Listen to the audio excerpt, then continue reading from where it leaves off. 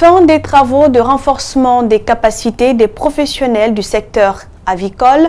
Durant 4 jours, les participants ont pu débattre des thématiques qui peuvent booster le secteur. Je vous propose de les suivre au micro de Djibril Ba. Là, ils nous ont corrigé quelques effets qu'on a l'habitude dans les pratiques de l'élevage, commettre, qu'il ne faut plus refaire. Lesquels, par exemple? Par exemple, nos techniques de chauffage. Nous, on chauffe ici au charbon et ils nous ont préconisé le chauffage au gaz. Ils nous ont parlé un peu aussi du programme lumineux, c'est-à-dire comment aider les poules à consommer plus par rapport à ce que nous faisons aujourd'hui. Ce qu'on compte faire, c'est faire une école en Guinée pour que, comme on a des formateurs, que ça trouve maintenant, c'est pas trimestriellement, c'est pas annuellement, ça trouve maintenant, c'est tous les jours qu'on va former les gens qui vont essayer d'investir dans ce secteur. J'ai trouvé que chez nos amis guinéens, qui sont très intéressés par les thèmes, et ils ont suivi avec grand intérêt les 3 séminaires, les 3 séances, et je pense qu'ils peuvent aller très loin. Le réseau Afrique Jeunesse Guinée Rajgui, qui est une plateforme de la société civile, a présenté ce samedi un rapport de l'état des lieux des usagers de la drogue à Conakry. Le document détermine le nombre de sites de consommation de drogue dans les 5 communes de la capitale. Malik Sangiana Kamara nous signe le compte-rendu. État des lieux auprès des usagers de drogue à Conakry. C'est l'intitulé de cette étude menée par le réseau Afrique Jeunesse Guinée. Les 5 communes de la capitale étaient la cible de l'enquête pour identifier les sites exclusifs des consommateurs de drogue. Après l'identification, c'est penché aussi sur comment procéder à la réinsertion de ces usagers de drogue. Ça permettra aux autorités de compter effectivement les sites où les jeunes consomment. Mais il ne s'agit pas d'aller répressionner ces jeunes dans ces sites-là, mais il s'agit effectivement de voir quelles mesures, quelles méthodes, quelle stratégie, quelle méthodologie il faut utiliser pour que ces jeunes-là puissent quitter dans la consommation et pour les recevoir dans les centres de traitement. Plus on fait de la prévention, plus on réduit la demande de la drogue. Et il est important aujourd'hui que tous ces jeunes qui sont vraiment addicts à la drogue soient véritablement pris en charge au lieu de les marginaliser. Cette enquête de Rajgui, qui a duré un mois, a détecté 326 sites de consommation de drogue dans la capitale. Les services de répression précisent que la couche la plus touchée par ce fléau est bien la jeunesse. Sans précision, je vous dirais que la couche la plus touchée en matière de consommation de drogue, c'est la couche juvénile, dont la tranche d'âge varie de 12 à 58 ans. Et cela, toutes catégories socio-professionnelles confondues. Ce document vient doter le pays des données fiables sur cette problématique. Il faut signaler que la commune de Ratoma recouvre près de la moitié des sites de fréquentation des consommateurs de drogue de Conakry, soit 49%. Football dans cette édition avec des nouvelles de Sékou Kandé, le défenseur central du Sili national, manquait à l'appel pour les 2 matchs face au Rwanda, non pas à cause d'une blessure ou d'une suspension. Paul Put a tout simplement décidé de se passer de ses services alors qu'il était bien implanté dans le groupe.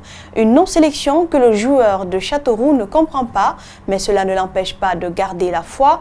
Nos correspondants ont rencontré Sékou Kandé vendredi après son match de Ligue 2 française face au Paris FC. Karim Baldé nous donne les détails.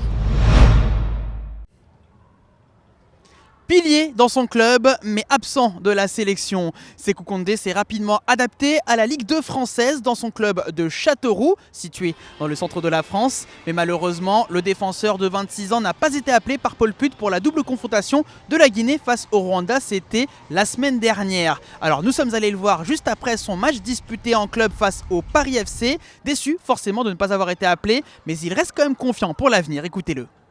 Mon cœur est avec eux. Malheureusement, on a pris 4 points. Et je pense que c'était pas mal. 10 points, c'était pas mal. C'était pas mal. Actuellement, l'équipe est en reconstruction. Ça va, je ne me suis pas trop pris dans la tête. Je dis, juste, je n'ai pas eu la chance. C'est ça, je n'ai pas eu la chance. Je suis un croyant, je suis là, je travaille. Comme ce que je dis, c'est le choix du coach. Son choix n'est pas tombé sur moi et je ne peux rien faire.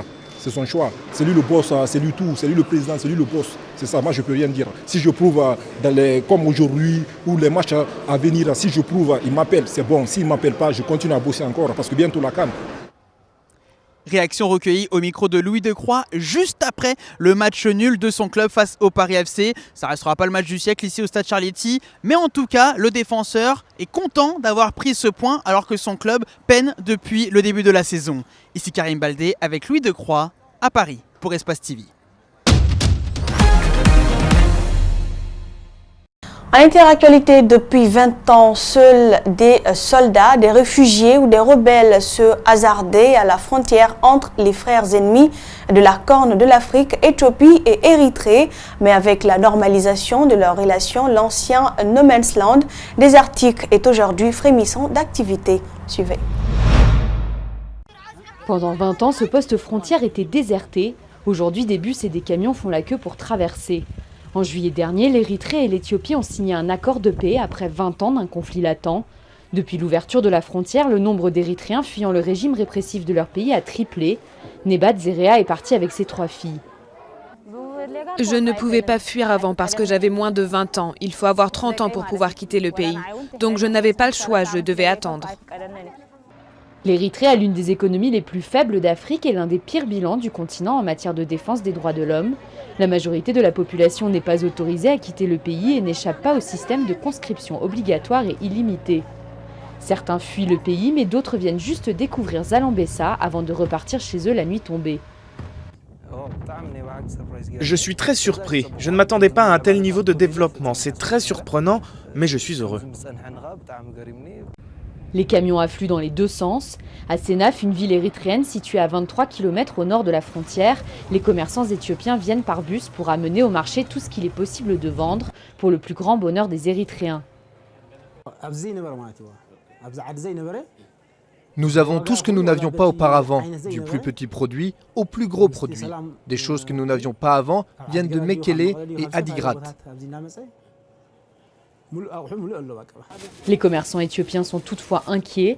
La valeur de la monnaie érythréenne, la nafka, est bien supérieure au birr éthiopien, ce qui rappelle des préoccupations déjà présentes avant la guerre de 1998. À l'époque, les deux pays étaient déjà en désaccord sur les questions monétaires et commerciales.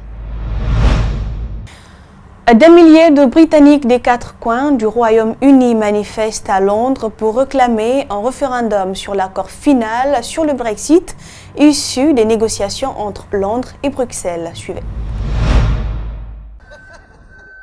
Sous un doux soleil automnal, le cortège des manifestants venus des 4 coins du pays et amené par plus de 150 autobus a commencé à parcourir le centre de la capitale britannique à la mi-journée en direction du Parlement. Parmi eux figurent de nombreux citoyens européens, représentés notamment par un groupe de pression défendant les intérêts des quelques 3,7 millions d'Européens installés au Royaume-Uni. Ils répondaient à l'appel des People's Vote, le vote du peuple, un mouvement militant par un vote populaire réunissant plusieurs associations europhiles.